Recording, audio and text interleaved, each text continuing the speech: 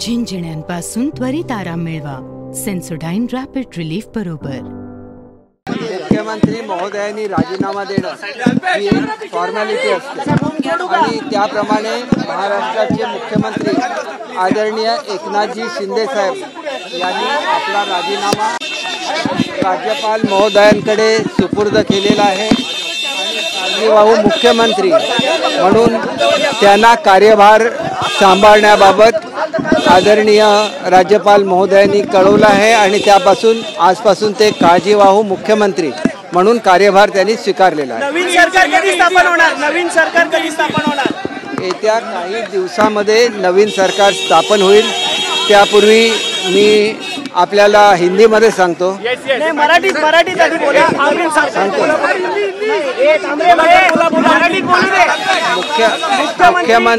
मुख्यमंत्री महोदय ने आज अपना राजीनामा राज्यपाल महोदय को सुपुर्द किया है और राज्यपाल महोदय ने उनको केयर टेकर मुख्यमंत्री के हिसाब से कार्यभार संभालने के लिए बोला है, तो उन्होंने आज से वो कार्यभार संभाला है।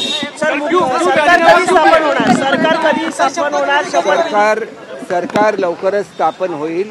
या संदर्भात वरिष्ठ लवकरच उद्या बीजेपीची गटनेता निवडीसाठी कदाचित मीटिंग होण्याची शक्यता आहे आणि त्याच्यानंतर तिन्ही नेते एकत्र बसतील, चर्चा करतील आणि मग पक्षश्रेष्ठींकडे जाऊन पक्षश्रेष्ठी जो काही निर्णय घेतील त्याप्रमाणे महाराष्ट्राचं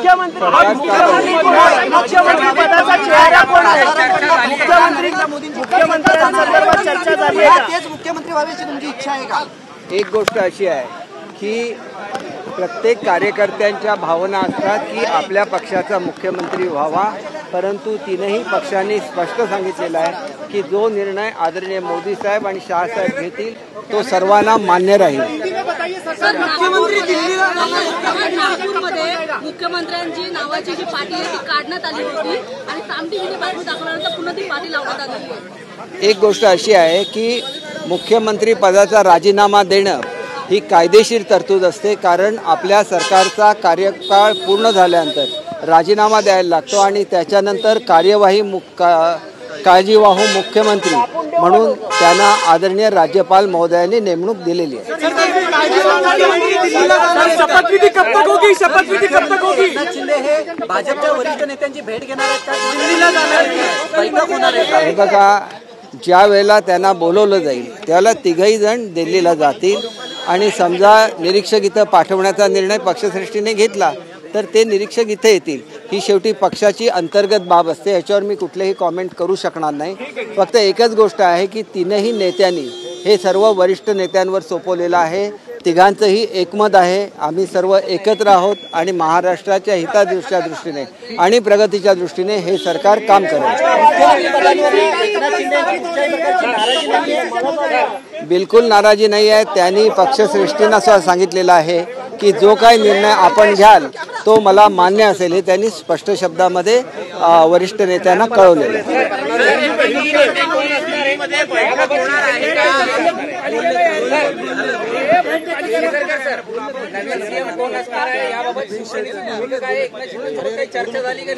हे बघा, आदरणीय शिंदे साहेबांनी वरिष्ठ नेत्यांना सांगितलेलं आहे की तुम्ही जो काही निर्णय घ्याल तो मला मान्य राहील। थँक्यू। झिंझिण्यांपासून त्वरित आराम मिळवा सेन्सोडाइन रॅपिड रिलीफ बरोबर।